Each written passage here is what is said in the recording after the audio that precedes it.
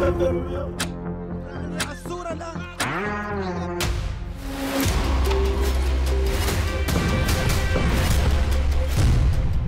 के बाद क्या तुर्की से होगा इजराइल का युद्ध?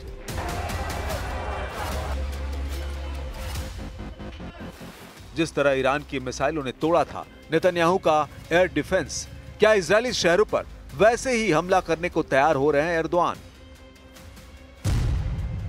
खामनेई के बाद क्या तुर्की के बम से दहलेंगे तेल अवीव और हाइफा?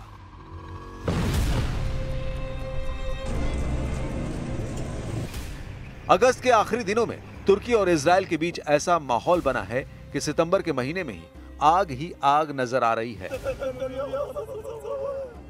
लगातार बमबारी और 63,000 लोगों की मौत के बाद जब नेतन्याहू के टैंक गाजा प्लान को अंजाम देने के लिए हमला करने वाले हैं, तब तुर्की एक बड़ा फैसला करने को मजबूर हो गया और इसीलिए एर्दोआन ने ऐलान किया है कि तुर्की ने इजराइल के साथ सभी आर्थिक रिश्ते तोड़ दिए हैं।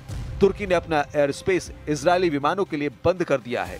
तुर्की ने अपने बंदरगाहों पर इजरायली जहाजों की एंट्री पर पाबंदी लगा दी है। तुर्की ने अपने जहाजों को भी इजरायली बंदरगाहों पर जाने की इजाजत देने से मना कर दिया है।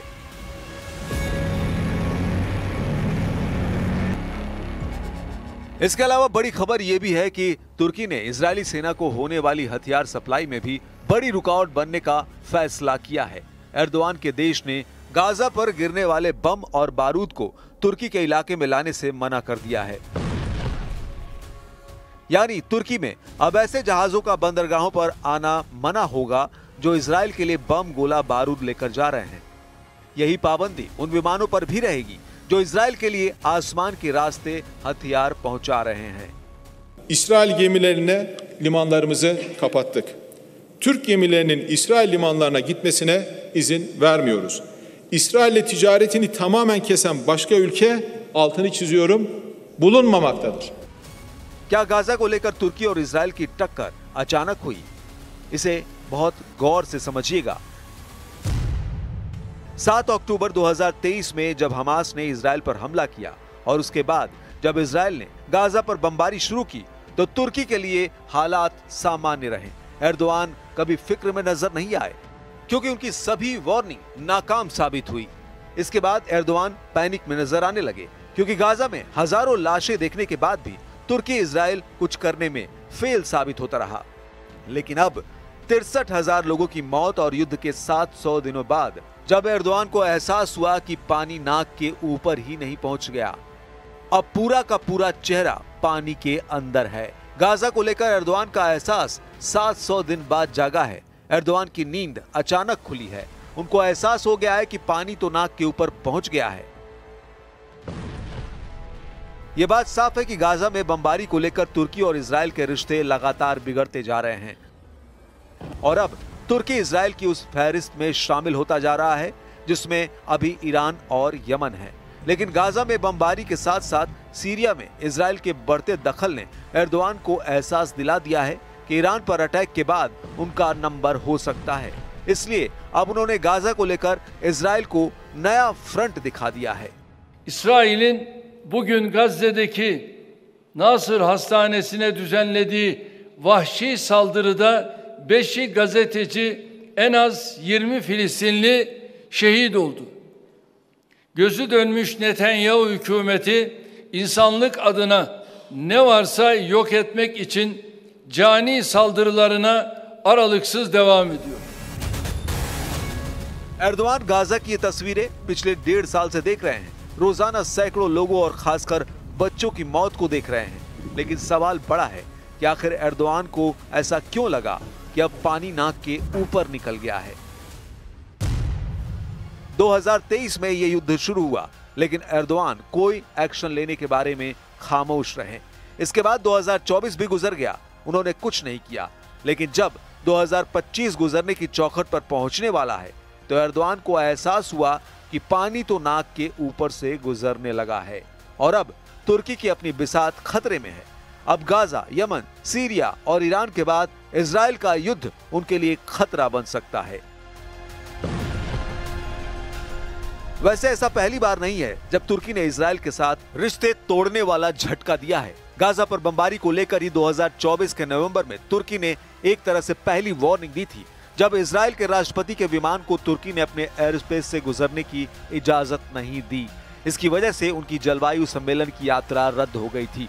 फिर मई 2025 में भी इजराइल के प्रधानमंत्री बेंयामिन नेतन्याहू को बाकू दौरा रद्द करना पड़ा, क्योंकि तुर्की ने उन्हें ओवरफ्लाइट की इजाजत नहीं दी थी। इसलिए अब तुर्की में कहा जा रहा है कि गाजा में सबका बदला लेगा हमारा एर्दोआन। इसलिए तुर्की ने इजराइल से आर्थिक रिश्ते तोड़ दिए हैं, अपना एयर स्पेस इजरायली विमानों के लिए बंद कर दिया है, अपने बंदरगाहों पर इजरायली जहाजों की एंट्री पर पाबंदी लगा दी है और एर्दोआन ने अपने जहाजों को भी इजरायली बंदरगाहों पर जाने की इजाजत देने से मना कर दिया है।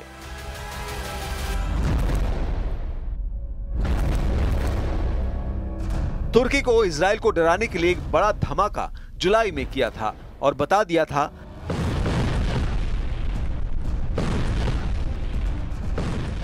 कैसा धमाका, ऐसी तबाही,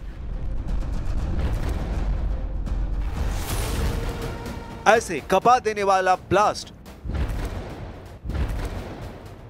अब एर्दोआन का बम तैयार है। यह तुर्की का वो बम है जिसका धमाका दुनिया को तब दिखाया गया जब एर्दोआन इजराइल को चेतावनी दे रहे हैं। इस बम को जमीन पर एक रेल पर टेस्ट किया गया। देखिए कैसे एक रेलवे ट्रैक पर इस बम को लॉन्च किया जाता है। रफ्तार इतनी ज्यादा कि नजर आना मुश्किल है। ये उतनी ही रफ्तार है जितनी तेजी से ये आसमान से गिरता है।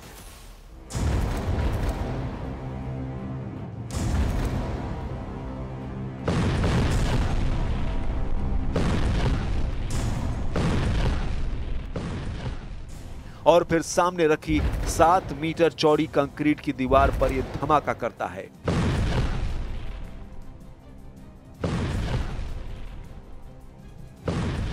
अब ये वीडियो देखिए, ये बम कैसे 7 मीटर कंक्रीट की दीवार चीरकर आगे बढ़ता है। एक बंकर बस्टर की ताकत क्या होती है, ये वीडियो देखकर समझा जा सकता है। सामने रखा कंक्रीट का ब्लॉक 7 मीटर चौड़ा है और इसको भेद कर ये बम दूसरी तरफ से बाहर निकलता है।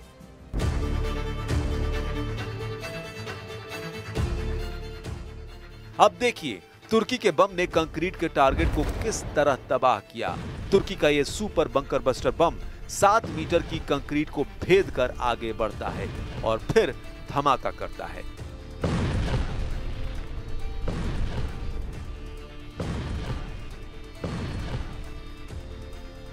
क्या यह धमाके देखकर नेतन्याहू डर जाएंगे, क्योंकि एर्दोआन की तैयारी खतरनाक नजर आ रही है। एर्दोआन के बम में इतनी आग है कि इसे नजरअंदाज नहीं किया जा सकता। इस वक्त सीरिया से लेकर गाजा तक तुर्की और इजराइल आमने सामने नजर आ रहे हैं। अब देखिए एर्दोआन का दूसरा बम। इस बम को तुर्की की एयरफोर्स कैसे इस्तेमाल करेगी, इसकी तस्वीरें भी जारी की गई। तुर्की ने इस बम को अपने F-16 जेट पर लगाया है और जमीन पर इसके टेस्ट भी किए गए। जब टरमैक पर खड़े एक F-16 से इस बम को रिलीज करने की प्रैक्टिस की गई। तुर्की ने 2 बम तैयार किए हैं। एक का नाम है हयालत, तुर्की की भाषा में इसे भूत कहा जाता है। दूसरे बम का नाम है गजब यानी गुस्सा। एर्दोआन पूरी दुनिया को तुर्की का बनाया गया भूत बम भी दिखा रहे हैं और गजब यानी गुस्सा भी दिखा रहे हैं। ये दोनों कन्वेंशनल यानी गैर परमाणु बम है। ये दोनों बंकर बस्टर बम है और दोनों ही करीब 1000 किलो वजन के हैं। ये दोनों ही बम बहुत ज्यादा खतरनाक हैं। दोनों ही F-16 जैसे विमान से लॉन्च किए जा सकते हैं। गजब बम, जिसके तुर्किश भाषा में मायने होते हैं गुस्सा। क्या ये एर्दोआन का गुस्सा है जो इजराइल पर फूटेगा? माना जा रहा है कि तुर्की के दोनों बम अब एर्दोआन को बड़े युद्ध के लिए तैयार कर चुके हैं। तुर्की का दावा है कि गजब बम 2 किलोमीटर के दायरे में सब कुछ तबाह कर देगा। यह अमेरिका के MK-84 और Mark 84 बंकर बस्टर से 3 गुना ज्यादा ताकतवर बताया जा रहा है। नेटो देशों के मुख्य हथियारों में से एक MK-84 बम 3.5 मीटर चौड़ी कंक्रीट को भेद सकता है, जबकि तुर्की का गजब बम 7 मीटर चौड़ी कंक्रीट को चीरकर दिखा चुका है। दोनों ही बम का वजन 1000 किलो से कुछ ही कम है। दोनों को विमानों से लॉन्च किया जाता है। धमाके के दौरान गजब बम से करीब 10,000 बॉम्बलेट्स यानी विशेष घातक कण चारों तरफ फैल जाते हैं। ये कण 10 अलग अलग तरह के घातक टुकड़ों में बदलकर भयानक तबाही फैलाते हैं। गजब बम को सिर्फ एक हथियार नहीं बल्कि तुर्की की डिफेंस इंडस्ट्री में एक क्रांति कहा जा रहा है और इससे एर्दोआन का जोश बहुत बढ़ा हुआ है। जून 2025 में तुर्की के राष्ट्रपति रजिब तैयब एर्दोआन ने कहा था कि वो तुर्की की सेना को इतनी ताकतवर बनाना चाहते हैं कि कोई देश उस पर हमले की हिम्मत ना करे।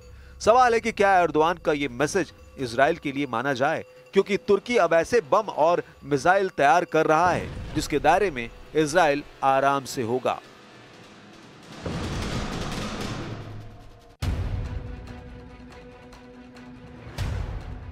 आखिर क्या चल रहा है तुर्की में?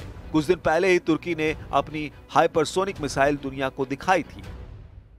इस्तांबुल में अंतर्राष्ट्रीय हथियार मेले में तुर्की ने वो मिसाइल दिखाई जो आवाज से 5 गुना तेज रफ्तार से हमला करती है।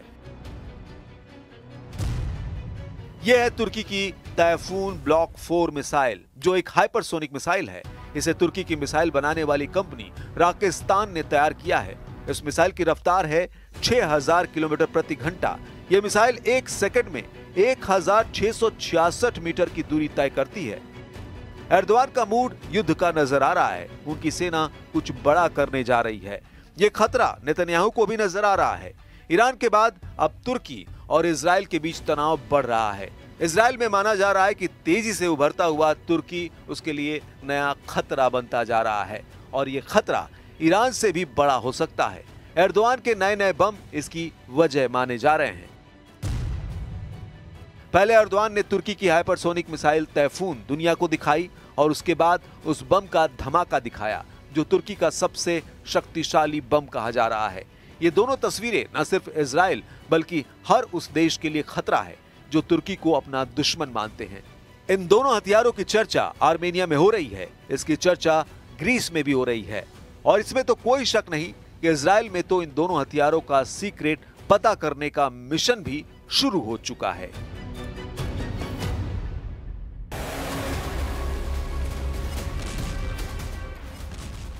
अब गाजा को लेकर नेतन्याहू और एर्दोआन की टक्कर शुरू हो चुकी है। जिस तरह ईरान की मिसाइलों ने तोड़ा था नेतन्याहू का एयर डिफेंस, क्या इजरायली शहरों पर वैसे ही हमला करने को तैयार हो रहे हैं एर्दोआन?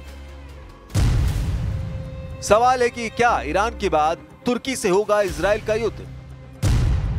क्या खामेनेई के बाद तुर्की के बम से दहलेंगे तेल अवीव और हाइफा? इजराइल बार बार कहता रहा है कि तुर्की में हमास के वरिष्ठ नेता आराम से आते जाते रहे हैं। तुर्की में बड़े बड़े अधिकारियों से मुलाकात करते रहे हैं। इजराइल की खुफिया एजेंसियां दावा करती रही हैं कि तुर्की में हमास का कमांडर पोस्ट भी काम करता है, जिसके जरिए हमास में भर्ती की जाती है और हमास के ऑपरेशन भी कंट्रोल किए जाते हैं। अब यह देखना अहम होगा कि क्या बड़ी पावर इस लड़ाई में कूदकर तुर्की को काबू में करेगी। अमेरिका, यूरोपीय यूनियन और नेटो भी क्या एर्दोआन पर ऐसा प्रेशर डालेंगे कि इजराइल और तुर्की के तनाव में कमी आए?